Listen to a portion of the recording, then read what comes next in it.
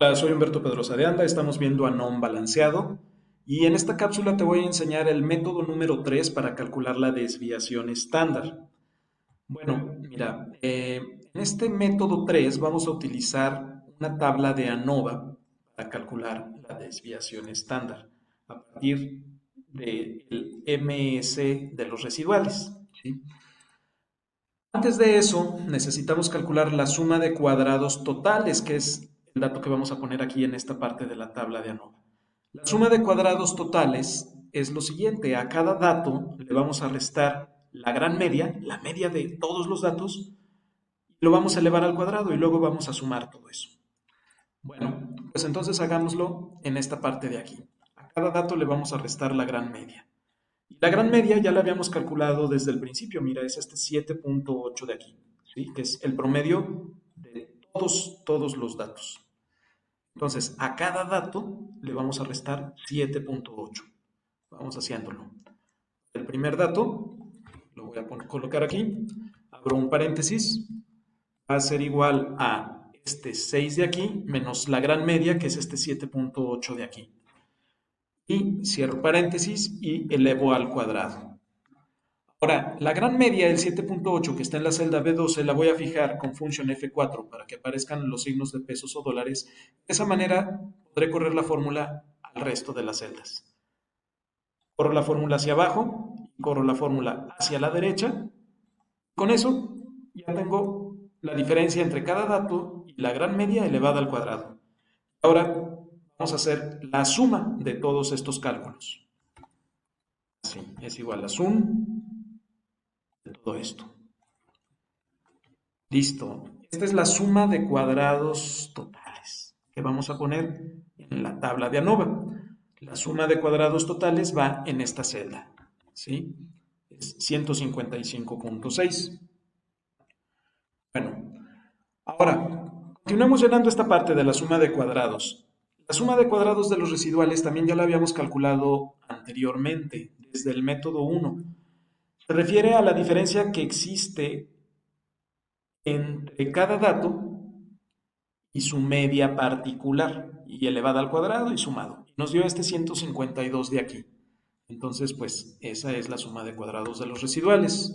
Vamos a copiarla en esta celda, el 152 que tenemos aquí, calculado desde el método 1. Ya está. Ahora, la suma de cuadrados de los efectos no es otra cosa más que la diferencia entre estas dos sumas de cuadrados, la total menos la residual. Entonces, a la suma de cuadrados total, 155.6, le resto la suma de cuadrados de los residuales, 152, me da 3.6. Bueno, pues eso es todo. Ahora vamos a calcular los grados de libertad. Los grados de libertad de los efectos se refiere a cuántos grupos tenemos y le vamos a restar 1. ¿Cuántos grupos tenemos? 2. Menos 1, me va a quedar un solo grado de libertad, ¿sí? De todas formas, el cálculo de los grupos lo habíamos hecho acá también desde el método 1, es este 2 de aquí, el valor de K. Entonces, vamos a copiar ese valor, el valor de K, que vale 2. Aquí está calculado desde el método 1 y le restamos 1. Ya está, ya tenemos los grados de libertad de los efectos. Ahora vamos a calcular los grados de libertad de los residuales. Bueno, va a ser un poco complicado en este momento. Va a ser más sencillo si lo dejo para el final. Mejor voy a calcular los grados de libertad totales. Eso es el total de datos que tengo menos 1. Es decir, el valor de n mayúscula vale 10, porque tengo 10 datos en total en todos los grupos, menos 1. Entonces hacemos eso. Al valor de n mayúscula, que es 10, le resto 1. Eso es. Y tengo 9 grados de libertad en total. Ahora sí, va a ser muy sencillo calcular los grados de libertad de los residuales. Por diferencia, simplemente va a ser los grados de libertad totales menos los grados de libertad de los efectos. 9 menos 1, me queda 8 grados de libertad en los residuales. Bueno, ahora sí vamos a calcular las medias de las sumas de cuadrados.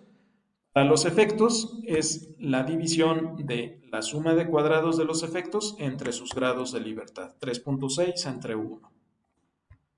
Y para los residuales, la media de la suma de cuadrados es igual a la suma de cuadrados de los residuales entre sus grados de libertad, que son 8. 152 entre 8 me da 19. Y es a partir de este 19 de aquí que voy a calcular la desviación estándar. La desviación estándar no es otra cosa más que la raíz cuadrada de la media de la suma de cuadrados de los residuales. La raíz cuadrada de 19 me da 4.35. Listo, esta es la desviación estándar. Fíjate cómo nos da el mismo resultado que hicimos con el método 2, también con el método 1, 4.35. Bueno, nada más para completar el ejercicio, calculemos el valor de f de la tabla de ANOVA. Ese es igual a la media de la suma de cuadrados de los efectos entre la media de la suma de cuadrados de los residuales. Me da 0.18. ¿Para qué nos sirve este valor de f? Para calcular un p-valor. Un p-valor de la siguiente manera. List.f, no, más bien vamos a hacer f.list.rt, es la fórmula correcta. Y vamos a ingresar el valor de f, que es 0.18. Ingresamos los grados de libertad de los efectos, coma, los grados de libertad de los residuales. Y listo. Y nos da 0.67. Tú recordarás por la prueba de ANOVA que si este p-valor es superior a 0.05, entonces quiere decir que todos los grupos son iguales en cuanto a sus medias. Entonces ya desde aquí, desde la misma tabla de ANOVA, podemos concluir que no hay diferencia significativa entre la media del grupo 1 y la media del grupo 2. Pero bueno, eso es bajo el método de ANOVA. Hoy estamos bajo el método de ANOM para determinar si alguna de las medias es diferente o no. Recordemos que ANOM tiene la ventaja sobre ANOVA en el sentido de que ANOM sí nos dice cuál grupo es diferente. ANOVA solamente nos dice, hay un grupo que puede ser diferente, uno o varios, pero no nos dice cuál grupo. En cambio, ANOM sí nos va a poder decir cuál de los grupos es diferente al resto. Bueno, voy a terminar esta cápsula aquí y en la siguiente continuaremos haciendo los cálculos para determinar los límites de decisión, es decir, las líneas rojas de aquí que nos permiten concluir si alguno de los grupos es diferente a los demás. Te espero allí. Hasta luego.